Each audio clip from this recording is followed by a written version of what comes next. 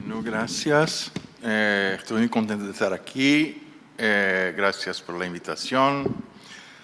Bueno, yo decidí no voy a hablar de ninguna investigación mía, pero les voy a contar 4 historias que para mí son muy importantes, muy interesantes y dicen algo de lo que pienso que es el trabajo del historiador con las fotografías.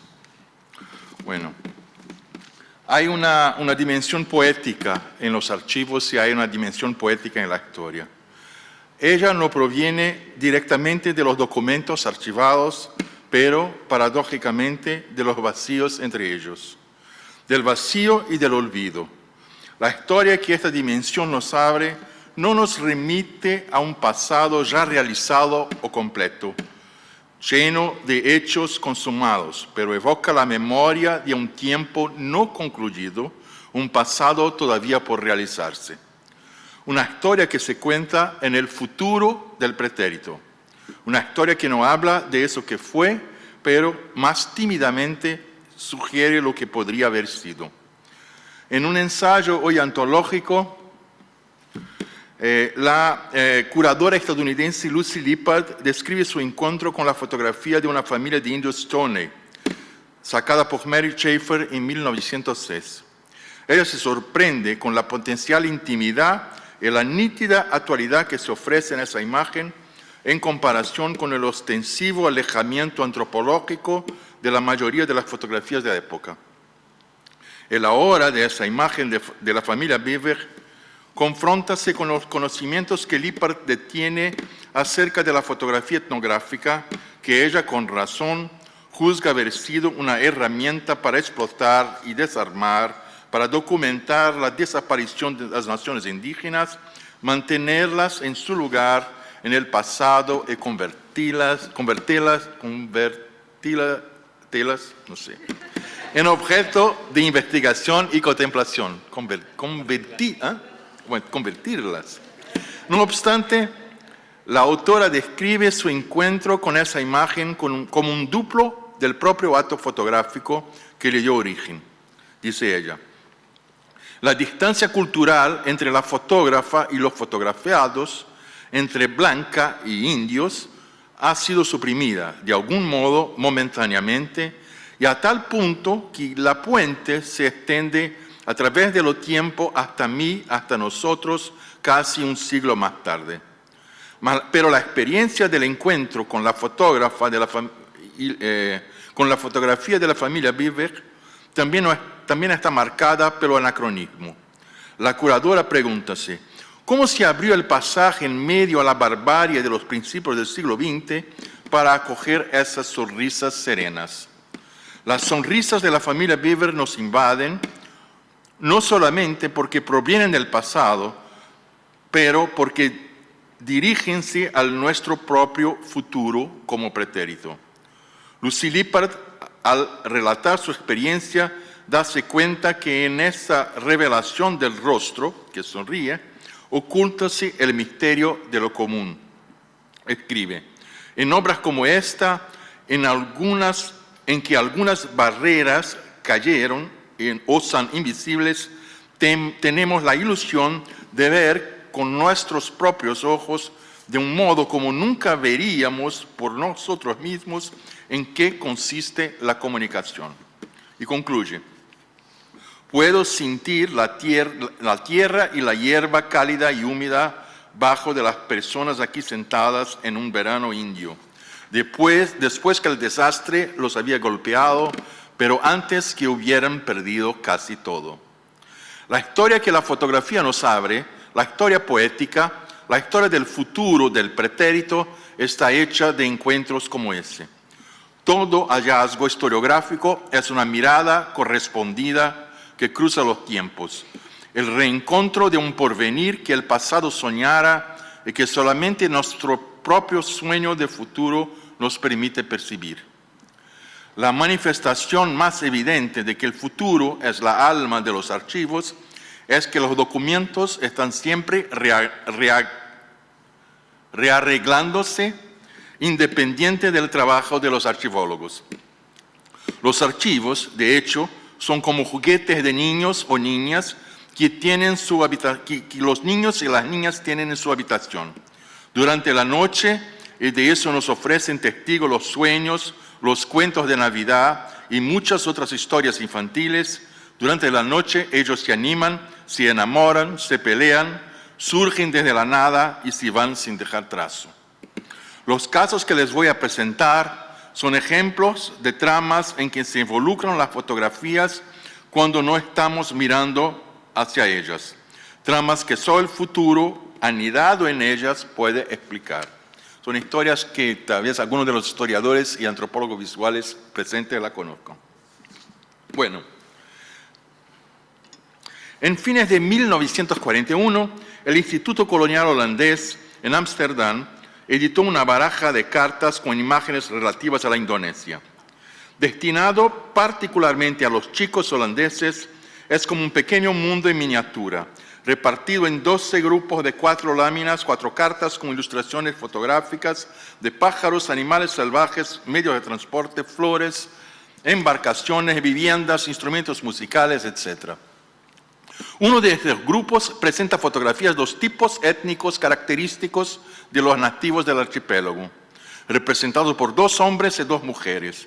Los hombres serían provenientes, uno de ellos de la isla de Java y el otro de la provincia de Aceh, en la isla de Sumatra. Las mujeres, por su vez, representarían a un habitante de Nias, una pequeña isla, y otra, la etnia malayo-dayak, que vive en la isla de Borneo.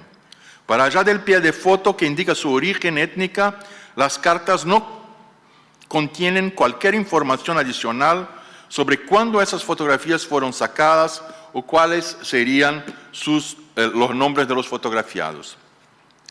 ¿De dónde vinieron esas imágenes? Su verdadera proveniencia fue revelada hace poco más de 10 años. Habían sido recogidas de distintos archivos de servicios coloniales. El supuesto nativo javanés era, en la verdad, el jefe de una aldea localizada en otra isla, que se llama Madura, que hoy es famosa por sus pociones de amor. Había sido fotografiado en 1924 en compañía de otros 2 oficiales por su jefe en la administración colonial. El hombre que la baraja decía ser típico de Aceh era un terrateniente de origen no informada que en 1937 compareció a la administración para negociar sus impuestos, que estaban retrasados. La imagen de las mujeres era más antigua. La que se decía nativa de Nias era en realidad una mujer de un hombre de negocios local, un retrato social en que ella posaba sentada delante de su casa en 1915. La única fotografía originariamente etnográfica era la mujer atribuida a etnia Dayak, registrada por un antropólogo en 1919. Pero no era Dayak, pero Maqueña, que es un otro grupo. A lo largo de las transformaciones que llevaron esas imágenes de archivo a se tornar en láminas cartas de baraja, las fotografías sufrieron cortes para subrayar sus trazos fisionómicos y aislarlas del contexto. Fueron así destituidas de su identidad y se han convertido en efigies representativas de tipos étnicos a los cuales en realidad no correspondían. ¿Qué pasó ahí? Bueno, a lo largo de los años 30, los colonizadores holandeses empezaron a temer que el proceso de modernización de la colonia llevase a la Indonesia hacia la independencia. El miedo de perder el archipiélago agudizábase en fase de los señales de que una nueva guerra europea se avecinaba. De hecho, una guerra empezó en septiembre de 1939. Esa baraja es su defensa. Para crearla fueron hechos 2 movimientos. El primero, transformar personas que expresan la compleja dinámica colonial con sus oficiales, terratenientes endeudados, hombres de negocios y sus esposas, nativos etnografiados, en tipos étnicos idealizados. Eso es, las fotografías dejaron de ser imágenes sociales y tornáronse representaciones naturales. Pero eso no es lo único que pasa. La vida de la colonia ahora es un juego de baraja. Su dinámica histórica es interrumpida y reempieza siempre del cero, toda vez que la baraja es distribuida entre los jugadores. Imaginemos las familias holandesas sentadas en torno a una mesa, cuando el pequeño monte de cartas es retirado de la caja el sueño del dominio colonial materialízase. Los jugadores no apenas recuerdan que tienen una colonia, pero pueden experimentarla por entero, eternamente disponible en sus manos. Bueno, mientras las fotografías de los archivos de la migración holandesa permitieran, al inicio de la década de 1940, la creación de una Indonesia cuya condición colonial eternizábase en la baraja, transformando registros sociales en tipos étnicos, los archivos australianos hacen desde fines de 1990 el movimiento contrario. Documentos etnográficos están siendo apropiados y resignificados como retratos familiares. Desde la segunda mitad del siglo XIX, en Australia, se creía que los aborígenes estaban con sus culturas fuertemente amenazadas y corrían riesgo de extinguirse. Considerados como espécimes raros, precariamente preservados en el museo vivo de sus tribus, pasaron a ser fotografiados intensamente. Cuando los individuos no podían ser captados en su hábitat, eran conducidos a estudios donde el ambiente natural era artísticamente recreado con el auxilio de telones de fondo, pintados y objetos escenográficos. Pero en las últimas 2 décadas, los archivos etnográficos e históricos australianos empezaron a ser visitados por un tipo nuevo de investigador, estudiantes y antropólogos, ellos propios aborígenes o remanescentes de un largo proceso de desplazamientos y adopciones forzadas. Y lo que ellos empezaron a ver en estas imágenes no es más la historia de la etnografía a servicio del colonialismo o las huellas materiales de prácticas culturales desaparecidas, pero personas reales, sus propios antepasados, sus abuelos y bisabuelos. Centenas de imágenes de aborígenes dispersas por los archivos australianos fueron reproducidas, reagrupadas en colecciones familiares y puestas en cuadros, portarretratos. Mientras en la Indonesia holandesa de los años 30, hombres y mujeres perdieron su identidad personal para se tornar en volkstypen, tipos étnicos, en la Australia de los años 90, el nativo pintoresco ganó nombre y apellido. Al contrario de lo que usualmente hacen los historiadores, que toman los registros familiares y los transforman en testigos de una época, esos documentos históricos están siendo trasladados para álbumes fotográficos y colecciones comunitarias, integrándose al imaginario privado de familias cuyos antepasados nunca habían sido dueños de sus propias imágenes. Michael Aird, curador de la fotografía aborígene del Museo de Queensland, comenta que pese a la frecuencia con que los nativos eran representados como salvajes, mendigos o como los últimos de una raza en extinción, estos estereotipos eran ignorados por sus descendientes que se sentían felices por ser incapaces de ver fotografías de personas que hicieron parte de su historia familiar. Yo observé, escribe él, una mujer que vio fotografías sacadas de su abuela en la década de 1890, posando semidesnuda en un estudio fotográfico. Esta imagen contrastaba con el recuerdo que esa mujer tenía de su abuela, siempre completamente vestida. Ella, no en tanto, no pareció enojarse de eso y quedó simplemente contenta de ver una imagen de ella tirada hace tanto tiempo atrás. Pasado un siglo, las fotografías científicas o pintorescas de los exóticos nativos de Australia han desarrollado parentescos y afinidades. El archivo histórico etnográfico contenía un sueño de álbum de familia en su vientre. Un sueño que propició ese curioso mecanismo compensatorio por medio del cual los hijos robados, que han sido secuestrados por adopción por familias blancas australianas, son restituidos a los padres en la forma de retratos de sus abuelos. La subtracción de los descendientes ha sido compensada por la imagen de los antepasados. Tercera historia. Quien visita las ciudades de Mombasa, en Kenia, ve cerca del puerto, así como en Lagos, la Nigeria, Accra, en Ghana y otras ciudades de África, una práctica fotográfica hoy prácticamente extinta entre nosotros, el uso de telones pintados. El conocido curador e investigador Olo Ogibi tiene razón en afirmar que en la fotografía vernacular africana, la imagen, lo que está en cuestión no es la figura delante de la lente, de la objetiva, mas aquella que emerge después del momento fotográfico. Lo mismo pasó en India. En una fotografía sacada en un estudio de Nagda, una pequeña ciudad de India entre Delhi y Mumbai, el joven Guman Singh puede ser visto sobre una motocicleta, contra el fondo pintado de una gran metrópole repleta de rascacielos. No obstante, a pesar de tratarse de una pose estática, la parte inferior del telón puede sugerir un instantáneo sacado en velocidad. Así el modelo no apenas toma pose del objeto de su deseo, la motocicleta, pero alcanza la movilidad que corresponde a ella. En las fotografías, dos profesionales establecidos desde el inicio de los 90, en las cercanías del Lincoln Ferry, en la isla de Mombasa, la capacidad telecinética de la fotografía es todavía más sorprendente. Al contrario de los barcos que transportan sus pasajeros al continente africano, los telones proponen viajes a locales mucho más distantes, a ciudades europeas como Londres y París, y norteamericanas como Nueva York, o a paisajes extranjeros como los cumbres de los Alpes suizos. Pero esos locales determinados eran demasiado restrictivos para estos cuerpos mágicamente transformados en superficies móviles.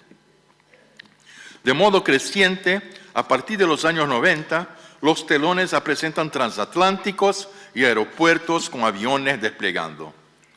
Todo un archivo de tarjetas postales e imágenes comerciales ha sido reciclado y justaponido al cuerpo del cliente, que pasa, en medio de la imagen, a participar de un mundo del cual está de facto excluido.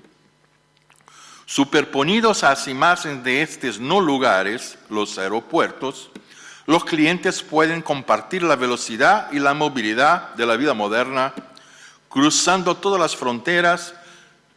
Ahora son cosmopolitas, personas que como algunos pocos en ese mundo globalizado pueden estar, y de facto están, donde quieren, cuando quieren.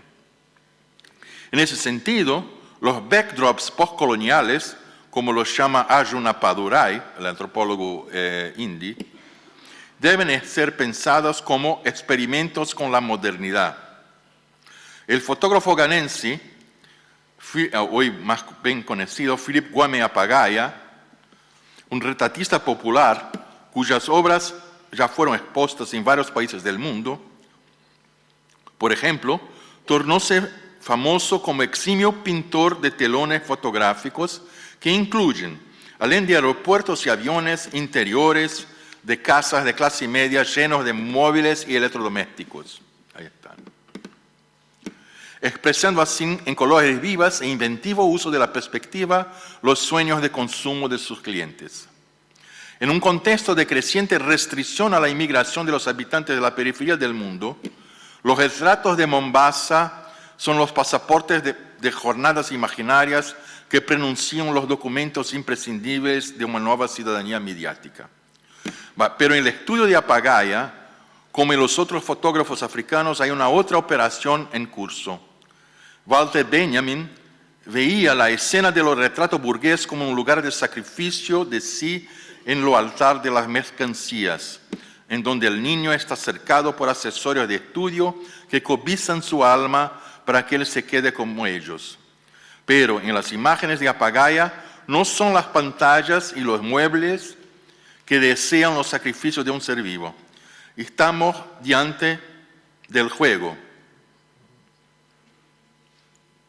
Eso, no sé más. Estamos diante del juego, del ludos, de la sonrisa. La sonrisa, está ahí. Los fotografiados encarnan personajes y simulan una vida cotidiana llena de conforto y tecnología. Un jefe, el boss, da órdenes a su secretaria en un escritorio moderno. Una pareja joven hace picnic en el jardín de su casa. La dueña de casa abre el frigorífico relleno de comida y bebida, etc. En el lugar del sacrificio viene lo que el filósofo italiano Giorgio Agamben llama profanación. Eso que devuelve al uso común de los humanos lo que a esfera inaccesible del consumo insiste en separar. Si no los puedo comprar, sí puedo jugar con ellos. Última historia. La reflexión de Appadurai acerca de los fondos escenográficos de los estudios sugiere que son lugares de incerteza epistemológica sobre lo que exactamente la fotografía pretende representar. En Mombasa, en el Kenia, sus propiedades icónicas permiten que los vacíos del archivo fotográfico contengan todas las viajes posibles, cuya potencia cada nuevo retrato actualiza.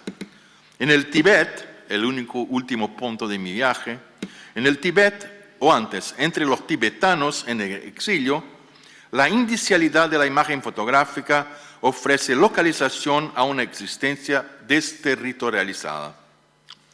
Desde su invención, y por más de 100 años, las fotografías fueron tabú en el Tíbet. Solo era posible reter o exhibir reproducciones pintadas de lamas y monjes después de su muerte. Solamente a partir de la década de 30, las fotografías de los líderes religiosos empezaron a entrar en los lares de los tibetanos y a poblar sus paredes. Esas fotoícones no eran apenas representaciones visuales de los líderes, pero, según un modo muy peculiar de indicialidad, eran consideradas portadoras de fragmentos de su reencarnación. Así como los cuerpos de los seres vivos, que son meros receptáculos temporarios de un continuo flujo espiritual, la substancia de las imágenes probaba en sí misma el siglo de reencarnaciones y la presencia actual del Buda. En ese sentido, al contrario de la percepción dominante en el Occidente, las fotografías eran antes certificación de una presencia que referencia a una ausencia. En virtud de eso, eran tratadas como cuerpos, pudiendo nacer, enfermarse o morir. Durante su vida, en ocasiones especiales, una fotografía sería vestida con trajes elegantes y limpios, pero en el caso de exhibir señales de enfermedad, era apartada de las otras para que no las contaminase.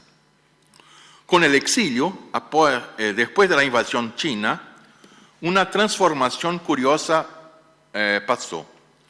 Probablemente en virtud de su fácil portabilidad, las fotografías se multiplicaron y los monjes empezaron a ser fotografiados delante de fondos fotográficos. No de aeropuertos, claro, pero de paisajes de un Tíbet en donde nunca habían puesto los pies. De ese modo, conforme el mismo principio que lleva la substancia de la imagen a ser portadora de los atributos espirituales del retratado, el propio Tíbet pasaba a participar, por intermedio de la fotografía, del ciclo de reencarnaciones. Pero confinada a los dioramas, fondos, telones de fondo y archivos de imágenes para sobreposición, la paisaje tibetana encontrase también en el exilio. Su próxima encarnación dependría ahora del retorno de los tibetanos a su tierra.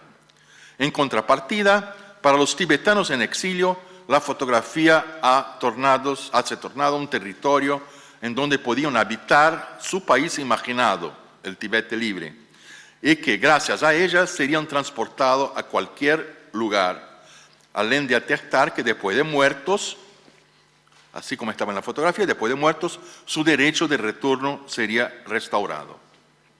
Una antropóloga, Claire Harris, llama la atención para una fotografía en donde podemos ver en la misma imagen el Dalai Lama vivo, fotografado acerca de pocos años en India, los Panchen Lama, ya muerto, fotografado a muchas décadas en el Tíbet, y una reproducción fotográfica de una muy antigua imagen de Buda. ¿Qué lugar es ese que permite disponer en una misma superficie elementos tan lejanos en el tiempo y en el espacio. ¿Qué otra imagen, si no una fotografía cuya actualidad poco significa delante de su potencia de reencarnación? Una vez que los cuerpos de semestres pueden perecer, la imagen fotográfica provee una evidencia de que sus espíritus son capaces de reencontrarse en un lugar que no existe y que subsiste apenas como imagen una nación budista tibetana libre e independiente. Si por un lado la fotografía contribuyó para el surgimiento de una versión política de la creencia en la transmigración de las almas, que ahora también afecta a los territorios que también transmigran, es gracias a sus poderes de reencarnación que los cuerpos tibetanos pueden reconectarse a la hora de Tibet. Para concluir, las fotografías probablemente pertenecen a aquella categoría de cosas que Giorgio Agamben llama de significantes instables, entre los cuales se incluyen los fantasmas y los juguetes.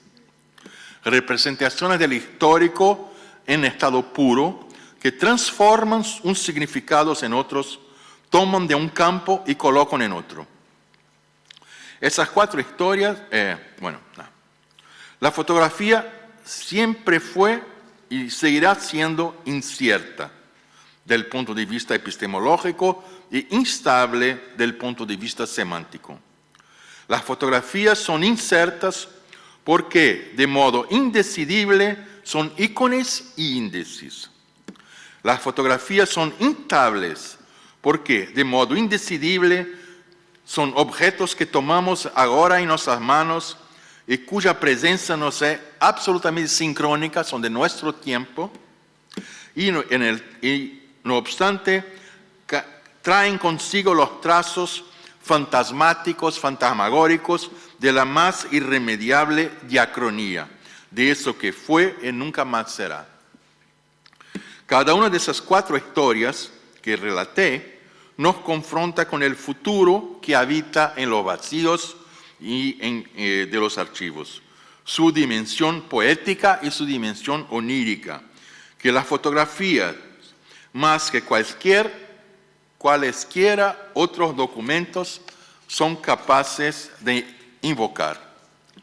Inciertas e instables, ahí está lo que las fotografías hacen cuando no las estamos mirando, cuando nuestra vigilancia epistemológica se duerme. Unas sueñan recrear un imperio colonial desde una baraja de cartas. Otras, una nación independiente con tarjetas postales del Himalaya. Unas nos invitan a habitar un mundo sin fronteras de la publicidad, de la propaganda, de las líneas aéreas. Y otras, a participar de una reunión familiar en compañía de viejos registros etnográficos.